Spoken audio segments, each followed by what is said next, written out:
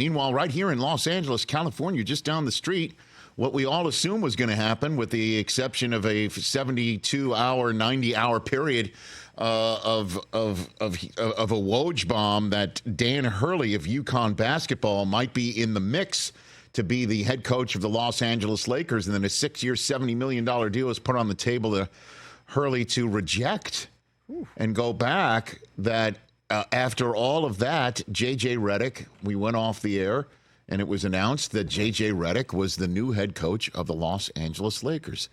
4-year deal for him. We're waiting to hear what the terms are in terms of dollars and cents. But I'm not hearing too many people here in Southern California of Laker fans thinking that they've got their guy and that they've got the right mix right here. We're waiting to hear who his staff is going to be. You're hearing, at least in all the reports out there, that it's going to be some sort of an all-star cast of they're trying of very experienced individuals, because it has to be. J.J. Redick, we all know him and have enjoyed his work since he stopped playing in the NBA, and none of his experience since he's played in the NBA was being in a front office or being in a locker room as a coach or being in a facility as a coach of any sort. He's a podcaster, and a terrific one at that. The old man in the 3-pod. That's right. And we've seen many guys go from being a player to the broadcast booth and then suddenly becoming a coach. We've seen that. It's our first podcast coach in the history of sports. The first guy to go from playing to podcasting to coaching. I mean, he was the you lead analyst on ESPN. Hold on a second. Hold on a second. He had done games. Hold on a second. I understand he's done games. Okay. I understand that he just did the NBA Finals for, one season. And he was the main broadcaster for half a season, and he did games before that. Yeah. I understand that. He was also in this Let me business. ask you a question. Let me ask you this question. When he was calling games this year for ESPN, were you sitting there thinking that's what's going to make him the next Laker head coach? No. Hold on a second. Well, Steve Kerr went. Excuse me. When he was sitting on the set of First Take or going back and forth with Stephen A., were you sitting there thinking that's going to make him the next Lakers head coach, right? Wow. Okay. But when he started podcasting with LeBron James, what did you think?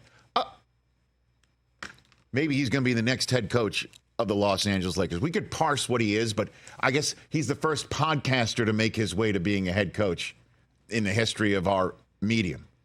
And what he is doing in Los Angeles as the next head coach of the Los Angeles Lakers has got a lot of people wondering if the Lakers have lost their friggin' minds. I will tell you this. I'm not one of them. None of us know how this is going to go. None of us know how this is going to play out in this town. None of us know if he has the next way forward in the NBA, X's and O's, as well as the, if you will, relating to the Joes. We have no earthly idea. We have no earthly idea how this will manifest. None at all. We have an idea. Okay. You think he has no chance to actually put it together? Yeah, you're right. We don't. We don't know. We do not know. I'd be pretty stunned. But I'm also a hater. But, Chris, we also have analytics to look at and see that this Lakers head coaching job has gone through quite a bit of a lot of turnover. You get 2 years. So that's it. What do you got? Well, what you have is LeBron. What you have is Anthony Davis. What you have is Austin Reeves. Do you have LeBron? You're going to have LeBron. He's opting out, so he's going to be free agent. Okay. Dallas sure looks nice if I'm LeBron and I'm trying to ring chase. I don't think he's going anywhere. Okay. And it's kind of funny how it goes from, well, he's doing a podcast with J.J. Redick. J.J. Redick's going to be the next head coach of the Los Angeles Lakers. Now that he is, That was anybody a joke, sitting here? right? I don't think so. No, I mean, when people started saying it, though. No, I don't think so. You thought from the jump when they started doing this stuff. I think everybody thought that from the get-go because everybody thinks that LeBron James is the orchestrator of anything that happens with his career in the Los Angeles Lakers. I don't think we have to think that. We Okay, have so hard there you go. empirical evidence that So that's there the you go. case. They have hired his guy. They've hired his guy, and they could And draft Darvin his. Ham was his guy, and Frank Vogel was his I don't guy. know. I don't know if you said that Okay. as much as you are right now. There's only one guy who he's actually talked X's and O's with and did a podcast with, decided to do a podcast with, and it's his new head coach. And I think that these guys are going to have a great relationship, and I think that it may be rocky, and it may be a 2-3 game losing streak here. And I know this is a what's here or there, and a lot of folks will think he's in over his head. And I know that this is a what's more likely Friday, that what's more likely, J.J. Redick wins a title and becomes the new Steve Kerr in the Western Conference for a resurgent Los Angeles Lakers franchise that includes LeBron James going off into the sunset with a championship and Anthony Davis having a Los Angeles Lakers run that's similar to other greats in front of him, with J.J. Redick being the next big thing, creating a sort of Sean McVay type setting, although Sean McVay had a lot of coaching history before he became a head coach. But this becomes a situation where the rest of the league is trying to find their J.J. Redick. Rest of the association is going to try and find their setup. What's more likely? That happens, or we get the midseason, we're going to pay you off because this is just not going the way it's supposed to go, and go back to your pod and go back to your ESPN career and be successful there. And in order for us to actually use LeBron's final window of opportunity, we got to find someone with more experience. Yeah, I'll take What's that. more I'll likely? I'll take that one. You'll take that one. Yeah. Which one would you take? You take that one I too? agree with Chris. Of what's more likely? Yeah. Yeah. History has shown us that's the case with this organization in the last decade. I guess so. I guess so. Yeah, I think everyone has every right to be super skeptical about this. And there's a ton of people in this town that are. Ton of people in this town that are. Or it's just the most inspired hire the Lakers have had since Phil Jackson. Wow, that is some rose-colored glasses, man. Thank you, sir. I like wearing them. It's like, I like JJ, and I hope he does well, but he's also coaching the Lakers, so I don't want to see them do too well. What's wrong with what I just said in terms of, I'm not saying by that the he's way, going to it's- work, but it's the most inspired hire. It's you're thinking outside of the box. You're not going Totally. ahead and getting somebody else's assistant on somebody else's staff to bring him in and hope it works. You're not going with somebody who's gotten a couple of experiences here and there as a head coach somewhere else. You're not going and giving somebody their first head coaching gig after just meeting him in a couple of meetings. You're going ahead and you're giving somebody who has a clear sense of who he is and a clear sense of what it takes to actually win basketball games, somebody who's done it as a professional basketball He's player. not far removed from his playing career either. You're going and doing something completely different, that what you've done before wasn't working. So they went and tried for Dan Hurley, and they found somebody who doesn't mind being plan B. Because this is what an opportunity for him. How many other teams are knocking on his door and saying, we'll give you a chance to being a head coach in the NBA. We'll tap into your intellect. We'll tap into your essence. We'll tap into anything that you may have that's being brought to the table.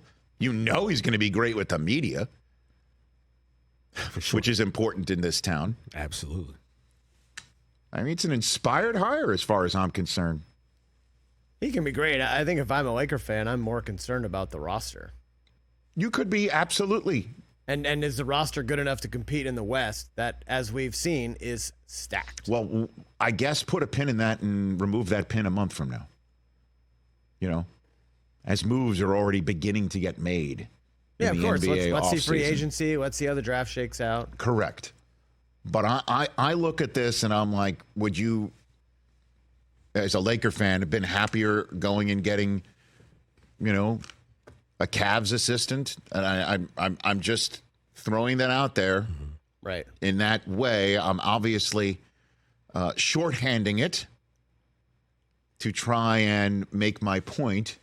But why not just Which hire Sam Cassell, a guy who's won championships and has all that coaching experience, a guy who deserves a shot? Correct. Why not just go that way? Because he doesn't have a podcast with your star player? Correct. That's Chris. the most insane thing I've ever heard. So Peter Schrager is going to get an NFL job because he does a pod with Sean McVay? No. Yes, that's literally the exact same thing. Well, Peter, hold on a second. Peter Schrager, Schrags is the LeBron in this equation?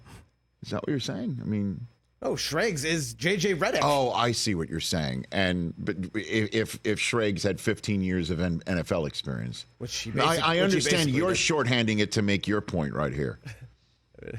I'm just saying.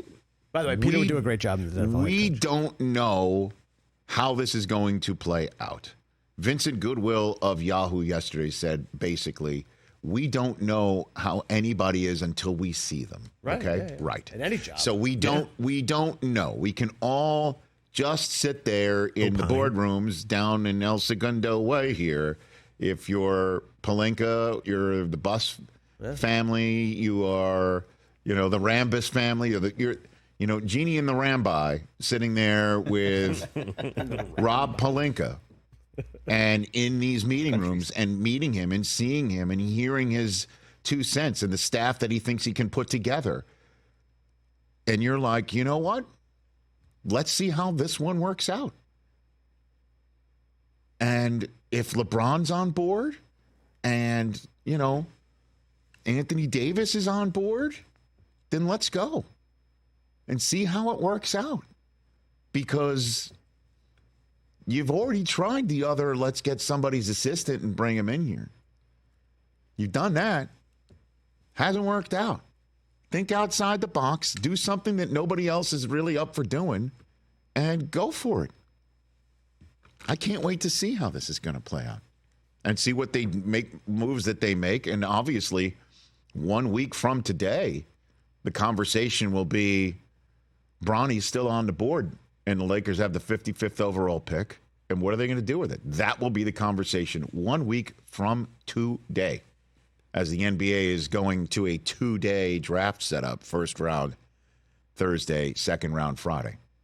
So keep an eye on all of that. And as you've already heard with the move of Alex Caruso being swapped for Josh Giddey, and you're seeing really, Malik Monk saying he's sticking around with the Kings for $78 million, and seeing all of that moves are being made right now in advance of the June 30th new league year free agency window opening up. We'll see what happens between now and then for the Lakers, but they have their new head coach, and Mike Breen's looking for a new partner again.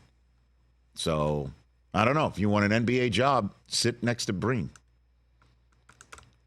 Although Jeff Van Gundy would probably say, really? Same thing with Mark Jackson, really? Well, now that said, that seat went from Van Gundy, who's now an assistant for Ty Lue, to Doc Rivers, to J.J. Redick, now the coaches of the Milwaukee Bucks and Los Angeles Lakers. How about them apples?